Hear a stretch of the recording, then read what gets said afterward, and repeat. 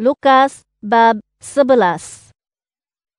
Yesus berdoa di suatu tempat dan setelah dia berhenti, seorang daripada muridnya berkata, Tuhan, ajarlah kami berdoa seperti Yohanes mengajar murid-muridnya.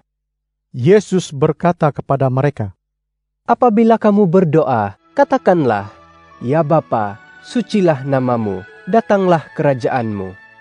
Berilah kami makanan setiap hari. Ampunkanlah dosa-dosa kami, sebagaimana kami mengampuni setiap orang yang bersalah terhadap kami. Janganlah biarkan kami tergoda. Yesus meneruskan katanya, Siapakah antara kamu yang akan pergi kepada sahabatnya pada lewat malam, lalu berkata kepadanya, Hai sahabat, pinjamilah aku 3 buku roti. Kerana seorang sahabatku telah singgah di rumahku dalam perjalanannya, dan aku tiada makanan apa-apa untuk dihidangkan. Sahabat itu menjawab dari dalam rumahnya, Janganlah ganggu aku kerana pintu sudah dikunci dan kami semua telah pun masuk tidur. Aku tidak dapat bangun dan memberikan apa-apa.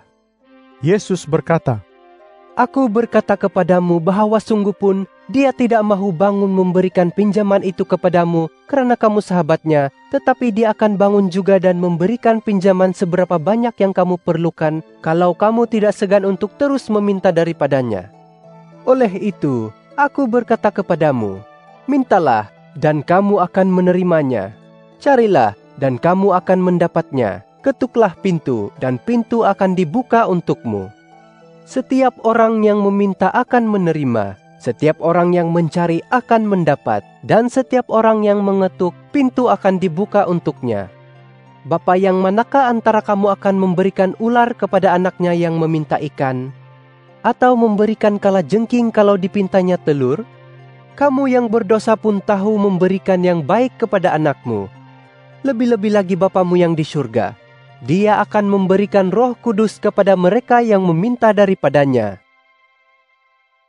Yesus menghalau roh iblis daripada seorang yang bisu. Setelah roh itu keluar, orang bisu itu pun mula bercakap. Orang ramai pun tercengang.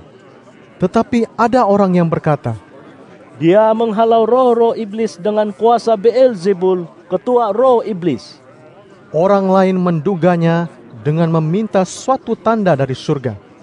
Yesus mengetahui isi hati mereka, lalu berkata, Kerajaan yang berpecah belah tidak akan tahan lama, dan keluarga yang berpecah belah akan hancur. Jika iblis berpecah belah sesama sendiri, bagaimanakah kerajaannya dapat bertahan? Kamu berkata bahwa aku menghalau roh-roh iblis dengan kuasa Beelzebul. Tetapi jika aku menghalau roh-roh iblis dengan kuasa Beelzebul, maka dengan kuasa siapakah pula pengikut-pengikutmu menghalau roh-roh iblis?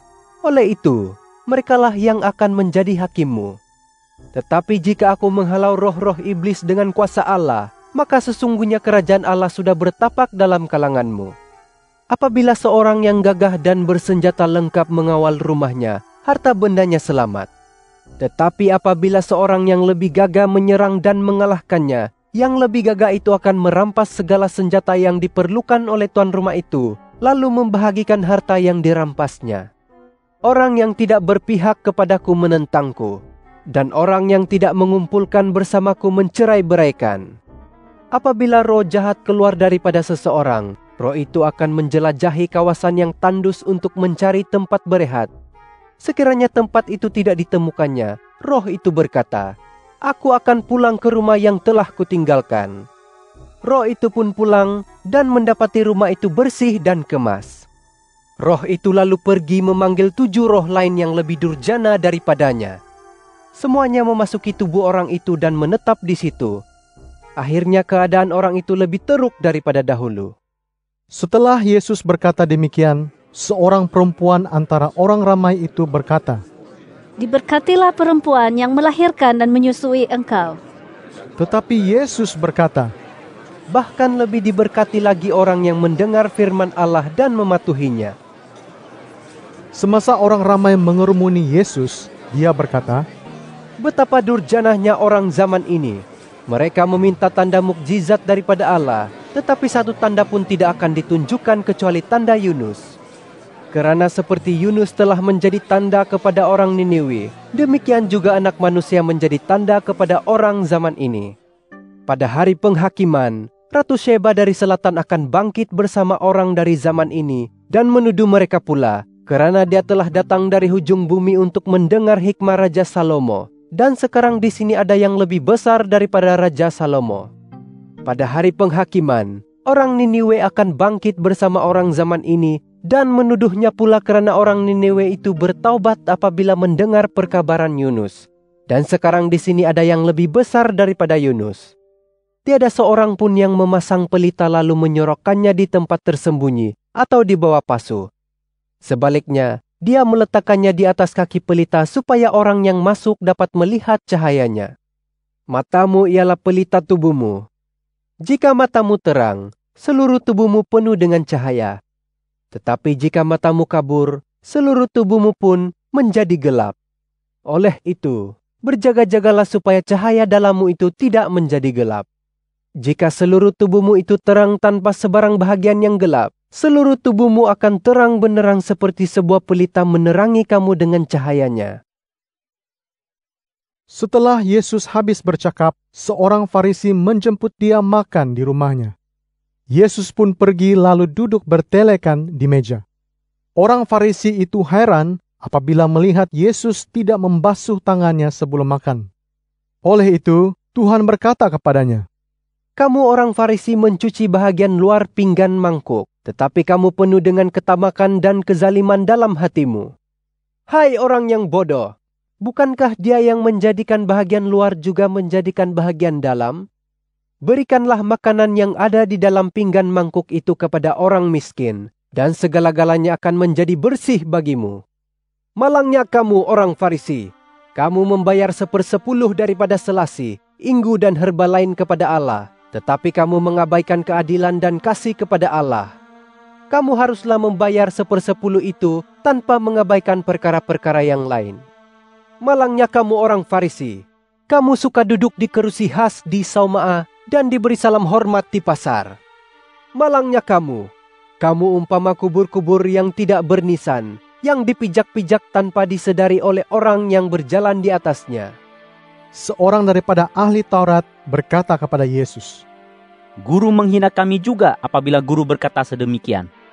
Yesus berkata, Malangnya kamu ahli-ahli Taurat, karena kamu meletakkan beban yang berat ke atas bahu orang lain, tetapi kamu sendiri tidak menghulurkan satu jari pun untuk menolong mereka memikul beban itu. Malangnya kamu membina makam untuk nabi-nabi yang telah dibunuh oleh nenek moyangmu. Oleh itu, kamu menyetujui perbuatan nenek moyangmu itu, karena mereka telah membunuh nabi-nabi itu tetapi kamu membina makam mereka pula. Dengan itu, kebijaksanaan Allah telah mengatakan, Aku mengutus nabi-nabi dan rasul-rasul kepada mereka, yang sesetengahnya akan dibunuh atau dianiayai oleh mereka. Jadi, orang zaman ini akan dihukum atas pembunuhan semua nabi sejak dunia dicipta, yaitu dari pembunuhan Habel hingga pembunuhan Zakaria di antara mazbah dengan rumah ibadat. Ya, aku berkata kepadamu, bahwa orang zaman ini akan dihukum atas pembunuhan semua nabi itu. Malangnya kamu ahli-ahli Taurat, kunci ilmu telah kamu ambil. Kamu sendiri tidak mahu masuk tetapi kamu menghalang orang yang memasukinya. Setelah Yesus keluar dari rumah itu, ahli-ahli Taurat dan orang Farisi mula mengecam dia. Mereka menanyanya tentang banyak perkara dan coba memerangkap dia dengan mencari kesalahan dalam sesuatu yang dikatakannya. Lukas bab 12. Oleh sebab tidak terkira ramainya orang berkerumun, mereka pijak-memijak sesama sendiri. Yesus pun berkata, terutamanya kepada murid-muridnya, Berhati-hatilah dengan ragi orang Farisi, yaitu sifat munafik. Tiada sesuatu pun yang tersembunyi tidak akan dinyatakan, dan tiada sesuatu rahasia pun yang tidak akan didedahkan. Apa sahaja yang kamu katakan secara rahasia akan didengar secara terang-terang, dan apa yang kamu bisikkan di dalam bilik tertutup akan diumumkan dari atas bumbung. Aku berkata kepadamu, hai sahabat-sahabatku, jangan takut akan mereka yang dapat membunuh jasad, dan kemudian tidak berkuasa lagi terhadapmu. Aku menyatakan siapa yang harus kamu takuti. Takutlah akan dia yang setelah memusnahkan jasad, berkuasa pula membuangmu ke dalam neraka. Sesungguhnya, Aku berkata kepadamu supaya takut akan dia. Bukankah 5 ekor burung pipit dijual orang dengan harga 2 shilling sahaja? Namun tidak seekor pun dilupakan Allah. Malahan setiap helai rambut di kepalamu telah dihitung. Oleh itu, usahlah takut. Kamu lebih berharga daripada banyak burung pipit. Aku berkata kepadamu, bahwa sesiapa yang mengakui aku di hadapan manusia, akan diakui oleh Anak Manusia di hadapan malaikat-malaikat Allah. Sesiapa yang menyangkal aku di hadapan manusia, akan disangkal di hadapan malaikat-malaikat Allah. Sesiapa yang menentang Anak Manusia dengan kata-katanya dapat diampuni, tetapi mereka yang menghina Roh Kudus tidak dapat diampuni. Apabila orang membawa kamu untuk didakwa di majelis Sauma'ah, atau di hadapan pemerintah, atau pihak berkuasa, janganlah kamu khawatir bagaimana kamu harus membela diri, atau apa yang harus kamu katakan. Kerana pada waktu itu Roh Kudus akan mengajar kamu apa yang harus kamu katakan. Seorang daripada orang ramai itu berkata, Guru, suruh abang aku membahagikan warisan denganku. Yesus menjawab, Saudara, siapakah yang menjadikan aku hakim atau pembahagi warisan kepada kamu? Yesus terus menambah, Ingatlah baik-baik supaya menjaga diri daripada segala ketamakan, kerana kehidupan manusia tidak bergantung pada harta kekayaan yang dimiliki. Lalu dia pun menceritakan kepada mereka satu ibarat. Seorang kaya mempunyai tanah yang mengeluarkan hasil yang banyak. Dia berfikir dalam hatinya, apakah yang harus aku buat? Tiada lagi tempat untuk menyimpan hasil tanahku. Dia berkata, baiklah aku berbuat begini. Aku akan meruntuhkan gudang-gudangku dan membina yang lebih besar. Disitulah aku akan menyimpan segala gandum dan harta bendaku. Aku akan berkata kepada diriku, engkau mempunyai harta yang banyak untuk keperluanmu selama bertahun-tahun. Nikmatilah hidup, makan minum dan bersukarialah. Tetapi Allah berfirman kepadanya, engkau bodoh, pada malam ini juga jiwamu akan dituntut kembali daripadamu. Lalu harta benda yang telah kau kumpulkan itu akan menjadi hak siapa? Demikianlah halnya orang yang menyimpan harta benda untuk dirinya, tetapi tidak kaya pada pandangan Allah. Yesus berkata kepada murid-muridnya, Oleh itu, aku berkata kepadamu, janganlah khawatir tentang hidupmu, tentang apa yang kamu makan atau minum, atau tentang tubuhmu, dan tentang apa yang akan kamu pakai. Hidup lebih daripada makanan, dan tubuh lebih daripada pakaian. Perhatikanlah burung gagak yang tidak menyemai atau menuai, tidak mempunyai gudang atau rengkiang, tetapi Allah memberinya makan.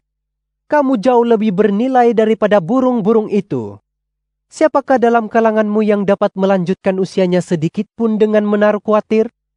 Jika kamu tidak dapat membuat perkara yang sekecil ini, mengapakah kamu khawatir tentang hal-hal yang lain? Lihatlah bunga bakung yang tidak bekerja atau bertenun. Namun demikian, aku berkata kepadamu, Raja Salomo dengan segala kemegahannya pun tidak berpakaian seindah bunga itu. Jika Allah menghiasi rumput di padang, yang wujud hari ini dan esoknya dibakar di dapur, tidakkah Allah akan lebih-lebih lagi memberimu pakaian? Begitu tipis kepercayaanmu. Jadi, janganlah kamu utamakan makanan dan minuman, serta janganlah runsing. Bangsa-bangsa di dunia yang tidak mengenal Allah mengutamakan perkara-perkara ini, tetapi Bapamu mengetahui kamu memerlukan semua itu. Sebaliknya, utamakanlah kerajaan Allah dan semuanya itu akan diberikan kepadamu. Janganlah takut, hai kawanan kecil, kerana Bapamu berkenan hendak memberikan kerajaannya kepadamu. Juallah hartamu dan berikanlah uang itu kepada orang miskin. Sediakanlah bagi dirimu dompet yang tidak akan usang, dan simpanlah kekayaanmu di surga yang tidak dapat dimasuki oleh pencuri atau dirosakkan oleh gegat. Kerana di mana hartamu terkumpul, disitulah hatimu tertumpu. Kamu hendaklah bersiap sedia dengan pelitamu terpasang. Kamu hendaklah seperti orang yang menantikan kepulangan tuan mereka dari jamuan perkawinan. Apabila tuan mereka pulang dan mengetuk pintu, mereka akan membuka pintu itu dengan serta-merta. Diberkatilah hamba-hamba yang didapati berjaga-jaga oleh tuan mereka ketika dia pulang. Sesungguhnya, aku berkata kepadamu, tuan itu akan menyuruh mereka duduk bertelekan di meja, dan dia sendiri akan melayan mereka. Diberkatilah hamba-hamba itu jika tuan itu pulang, baik pada tengah malam ataupun sebelum fajar menyingsing, dan mendapati mereka bersiap sedia. Tetapi ketahuilah kamu bahwa sekiranya tuan rumah mengetahui masa pencuri akan datang, dia tidak akan membiarkan rumahnya dipecah masuk. Oleh itu, kamu hendaklah bersedia karena Anak Manusia akan datang pada suatu masa yang tidak kamu sangka. Petrus bertanya, Tuhan, adakah engkau beritahu ibarat ini kepada kami atau kepada semua orang? Tuhan menjawab, Siapakah hamba yang setia dan bijaksana? Dialah yang diamanahkan oleh tuannya untuk mengurus rumah tangganya dan memberikan makanan kepada hamba-hamba yang lain pada waktunya. Diberkatilah hamba itu jika dia didapati menjalankan tugas pada waktu tuannya kembali. Sesungguhnya, aku berkata kepadamu, tuan itu akan mengamanahkan segala harta bendanya kepada hamba itu. Tetapi jika hamba itu berfikir dalam hatinya, tuan akan pulang lambat, lalu dia mula memukul hamba-hamba lelaki dan perempuan dan makan minum sehingga mabuk. Kemudian tuan hamba itu akan kembali pada hari yang tidak disangkanya dan pada waktu yang tidak diketahuinya. Dia akan membunuh hamba itu dan menempatkannya bersama orang yang tidak setia. Seorang hamba yang mengetahui kehendak tuannya tetapi tidak bersedia serta tidak melakukannya akan disebat dengan teruk. Tetapi hamba yang tidak mengetahui kehendak tuannya sekalipun melakukan perkara yang patut dihukum sebat, akan dihukum dengan ringan sahaja. Kerana sesiapa yang diberikan banyak, banyak pula akan dituntut daripadanya. Semakin banyak yang diamanahkan kepada seseorang, semakin banyak pula yang akan dituntut daripadanya. Aku datang untuk melontarkan api ke bumi, dan betapa inginnya aku, api itu telah menyala. Aku harus mengalami suatu baptisan, dan betapa resahnya hatiku selagi perkara itu belum selesai. Adakah pada sangkaanmu, aku datang untuk membawa damai di dunia? Aku berkata kepadamu, bukan perdamaian, melainkan perpecahan. Mulai sekarang, 5 orang dalam sebuah keluarga akan berpecah, 3 melawan 2, dan 2 melawan 3. Bapa melawan anak lelakinya, dan anak lelaki melawan bapanya, ibu melawan anak perempuannya, dan anak perempuan melawan ibunya, ibu mertua melawan menantu perempuannya, serta menantu perempuan melawan ibu mertuanya. Yesus berkata kepada orang ramai itu, Apabila kamu melihat awan naik dari barat, kamu akan berkata, hari mahu hujan, dan begitulah berlakunya. Apabila kamu melihat adanya angin selatan bertiup, kamu berkata, hari akan panas terik, dan begitulah berlakunya. Hai munafik! Kamu dapat meramalkan cuaca dengan melihat tanda di langit dan bumi. Tetapi mengapakah kamu tidak memahami tanda-tanda zaman ini? Mengapakah kamu sendiri tidak dapat menentukan apa yang benar? Apabila engkau berjalan menuju ke mahkamah bersama orang yang mendakwamu, berusahalah untuk berdamai dengan dia sewaktu dalam perjalanan, agar dia tidak mengheretmu kepada hakim, dan hakim menyerahkanmu kepada pegawai yang akan memasukkanmu ke dalam penjara. Aku berkata kepadamu bahwa kamu akan meringkuk di dalam penjara hingga kamu menjelaskan semua bayaran.